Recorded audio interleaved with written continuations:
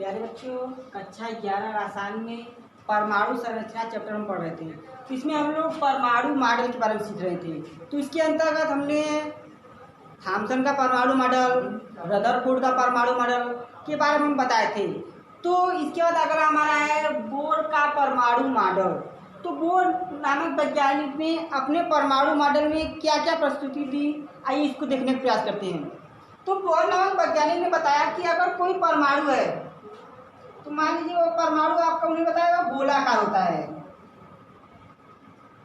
इस प्रकार, और परमाणु के केंद्र में नाभिक स्थित होते हैं। तो उन्होंने बताया कि आपका परमाणु होता है वह गोलाकार होता है और इसके केंद्र में नाभिक स्थित होते हैं। उन्होंने बताया कि जो परमाणु होते हैं, परमाणु के नाभिक में प्रोटॉन और न्यूट्रॉन होते हैं। उन्होंने बताया कि जो परमाणु का नाभिक होता है उसमें प्रोटॉन और न्यूट्रॉन होते हैं। उन्होंने यह भी बताया कि जो प्रोटॉन होते हैं वो आपके धन आवेशित होते हैं, धन आवेशित, तथा जो न्यूट्रॉन होते हैं वो आपके उदासीन होते हैं। उन्होंने बताया कि परमाणु गोलाकार होता है, परमाणु के केंद्र में नाभिक होता है जिसपे प्रोटॉन और न्यूट्रॉन होते हैं, और प्रोटॉन आपके धन आवेशित होते हैं जबकि न्यूट्रॉन आपके उदासीन होते हैं। और उन्होंने बताया कि जो इलेक्ट्रॉन होते हैं वह नाभिक के चारों ओर अनेक वृत्तीय कक्षाओं में गति करते हैं। अर्थात नाभिक के चारों ओर, नाभिक ये हो गया, नाभिक के चारों ओर क्या है, वृत्तीय कक्षा है, यहाँ पे क्या है, वृत्तीय कक्षाएं हैं, वृत्तीय कक्षा। अब देखिए जो इलेक्ट्रॉन है आपके, इलेक्ट्रॉन क्या होंगे, इन्हीं वृत्तीय कक्षाओं में आपके गति करेंगे। अर्थात गति करेंगे तो यहाँ से इधर, यहाँ पर, यहाँ पर, यहाँ पर, यहाँ पर, इसी नाभिक, इसी कक्षा में क्या करेंगे, गति करेंगे। और उन्होंने कहा कि अगर कोई इलेक्ट्रॉन अगर गति कर रहा है, अगर इलेक्ट्रॉन अपनी कक्षा में गति करता है तो वह न तो ऊर्जा का उत्सर्जन करता है न तो ऊर्जा का हानि होती है। अर्थात अगर इलेक्ट्रॉन एक कक्षा में गति करता है न तो उसमें ऊर्जा का उत्सर्जन होगा न ही ऊर्जा की हानि होगी। और उन्होंने बताया कि जो इलेक्ट्रॉन होते हैं वह आपकी निश्चित कक्षाओं में ही गति करते हैं। जैसे हमने मान लिया कि आपके परमाणु का नाभिक हो गया, ये आपकी परमाणु हो गए हैं और परमाणु की पहली कक्षा हो गई, ये आपकी दूसरी कक्षा हो गई, ये आपके तीसरी कक्षा हो गई। तो आप मान लीजिए आपकी पहली कक्षा है, ये दूसरी कक्षा है और ये आपकी तीसरी कक्षा है। तो उन्होंने बताया कि कोई अगर इलेक्ट्रॉन किसी कक्षा में गति करता है तो वह निश्चित कक्षा में, अगर कोई इलेक्ट्रॉन गति करेगा, मान लीजिए यह इलेक्ट्रॉन है, अगर यह इलेक्ट्रॉन गति करता है तो यह अपने ही कक्षक में गति करेगा, वह दूसरे कक्षक में नहीं जाएगा गति करने के लिए। अगर इलेक्ट्रॉन इस कक्षक में है तो यह इलेक्ट्रॉन इसी कक्षक में गति करेगा, यह इस कक्षक में या इस कक्षक में गति करने के लिए नहीं जाएगा। और उन्होंने बताया कि अगर यह इलेक्ट्रॉन गति करता है तो अगर अपनी कक्षक में ही गति करेगा, अगर यह इलेक्ट्रॉन इसी कक्षक में गति कर रहा है तो न तो ऊर्जा उत्सर्जित होगी न तो ऊर्जा की हानि होगी। और उन्होंने यह बताया कि अगर मान लीजिए इलेक्ट्रॉन है, अगर अपनी कक्षा में गति करता है तो मान लीजिए इसकी ऊर्जा E है। अब देखिए अगर कोई इलेक्ट्रॉन अपनी कक्षा में गति करता है तो उसकी ऊर्जा होती है, उसकी मूल ऊर्जा कहलाती है। अगर कोई इलेक्ट्रॉन, हमारी ये इलेक्ट्रॉन है, यह इसी कक्षा में गति करता है, इसके द्वारा जो ऊर्जा होती है, अभी इसकी जो कुल ऊर्जा होती है वह ऊर्जा आपकी मूल ऊर्जा कहलाती है। अब देखिए अगर इलेक्ट्रॉन मान लीजिए यह इस कक्षक से इस कक्षक में गया, इस कक्षक से इस कक्षक में गया, तो अब देखिए यहाँ से निम्न ऊर्जा स्तर से यह उच्च में जा रहा है। अर्थात पहले कक्षा से जब दूसरी कक्षा में जाता है तो उसको हम कहते हैं उत्सर्जित। अर्थात इसमें क्या है, ऊर्जा की हानि होगी, अर्थात इसको अधिक हम ऊर्जा देंगे तभी यह इस कक्षा से उस कक्षा में जाएगा। तो मान लेते हैं अगर कोई इलेक्ट्रॉन अगर पहली कक्षा में गति करता है तो उसकी जो ऊर्जा होती है वह मूल ऊर्जा होती है। अगर इलेक्ट्रॉन अपनी कक्षा से दूसरी कक्षा में जाता है उसकी जो ऊर्जा आएगी वह आपकी उत्सर्जित ऊर्जा होती है, उत्सर्जित ऊर्जा। अब ये मानते हैं कि किसी इलेक्ट्रॉन की मूल ऊर्जा क्या है, वह E1 है। अगर वह E2 कक्षा में जाता है तो वह क्या होती, उत्सर्जित अवस्था होती है।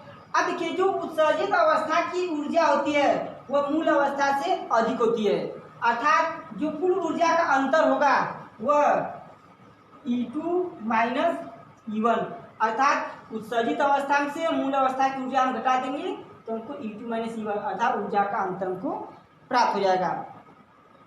फिर आते आपके बोहर के परमाणु मॉडल। तो उन्होंने बताया कि अगर कोई इलेक्ट्रॉन है, अब देखिए कि यह इलेक्ट्रॉन है तो अगर यह गति करता है तो निश्चित तरंग के साथ गति करेगा। अगर मान लीजिए यह इसी प्रकार, अगर यहाँ हम समझना चाहें, अगर इलेक्ट्रॉन का वेग भी है और यह r त्रिज्या के पथ पर गति करता है तो इसका जो कोणीय संवेग होता है वह mvr वह बराबर होता है mh/2π के,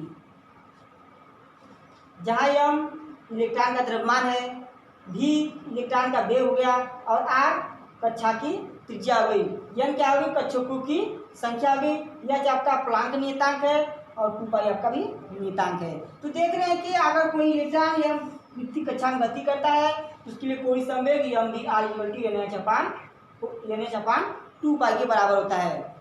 तो इसके बाद हमारा अगला हेडिंग होता है हाइजेनबर्ग का अनिश्चितता सिद्धांत। हाइजेनबर्ग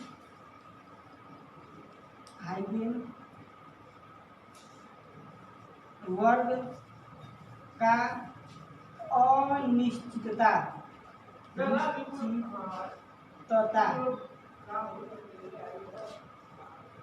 का सिद्धांत। अब देखिए हाइजेनबर्ग के अनिश्चितता का सिद्धांत कहता क्या है।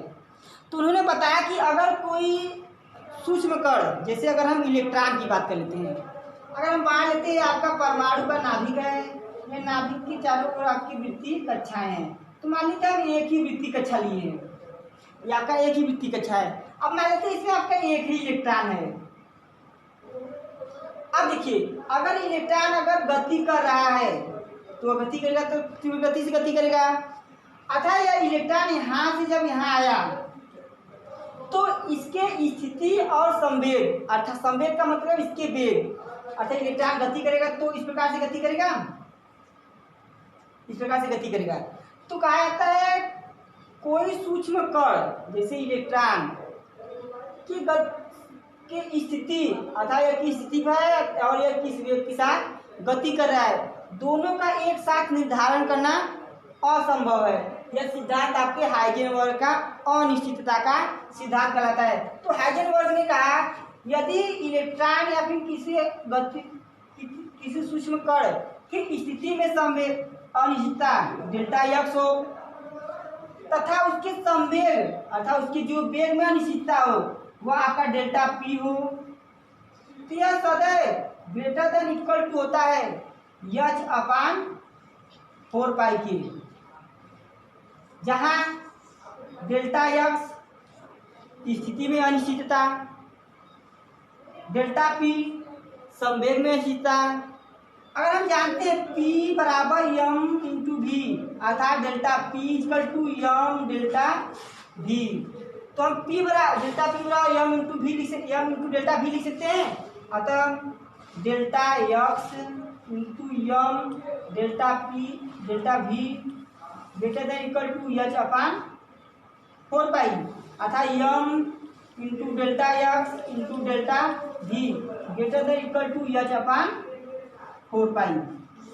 यह हाइजेनबर्ग के अनिश्चितता का सिद्धांत का समीकरण है।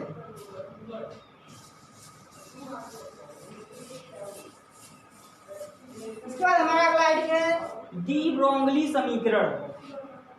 डी ब्रोगली समीकरण।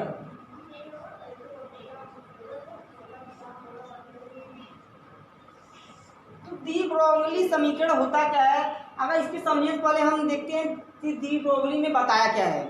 तो देखते हैं कि उन्होंने बताया कि अगर कोई कण है, जिसे हम मान लेते हैं आपका इलेक्ट्रॉन है, प्रोटॉन हो गया या न्यूट्रॉन हो गया या फिर कोई सूक्ष्म कण हो गया। तो उन्होंने बताया कि कोई सूक्ष्म कण होता है तो उसमें दो प्रकार की तरंग प्रकृति पाई जाती है, अर्थात वो कण की भी प्रकृति होती है और आप उसमें तरंग की भी प्रकृति होती है। तो उन्होंने बताया कि अगर कोई इलेक्ट्रॉन है, अगर वो आपकी द्वैतीय प्रकृति रखता है, अगर कोई इलेक्ट्रॉन है तो आपके द्वैतीय प्रकृति रखता है। द्वैतीय प्रकृति मतलब क्या है, वो आपका कण भी होगा और आपका तरंग भी होंगे। तो कण और तरंग दोनों का गुण रखते हैं, ऐसी प्रकृति को हम द्वैतीय प्रकृति कहते हैं। तो उन्होंने आइंस्टीन के सिद्धांत के अनुसार बताया कि जो ई होता है वो mc के बराबर होता है और ई बराबर होता है प्लैंक के क्वांटम सिद्धांत से ई बराबर h न्यू या E equal to hc upon lambda. अगर हम इसको समीकरण 1 माने और इसको समीकरण नंबर 2 माने तो समीकरण 1 तथा समीकरण 2 से समीकरण 1 तथा 2 से आप देख रहे हैं राइट साइड बराबर तो लेफ्ट साइड बराबर हो गए, अर्थात mc square hc upon lambda equal to mc square. अब यहाँ से c से ये c कट जाएगा तो बचेगा कितना, अगर इसको हम लिखना चाहें तो लैम्डा इक्वल टू अब लैम्डा mc आपका नीचे आ जाएगा तो h अपान m इंटू सी। अब देखिए मान लेते हैं जो इलेक्ट्रॉन का वेग है वो प्रकाश के वेग के बराबर हो, अर्थात c बराबर u हो तो lambda equal to h upon m into v m into U या lambda equal to h upon p, जहाँ p बराबर होता है आपका m इंटू यू।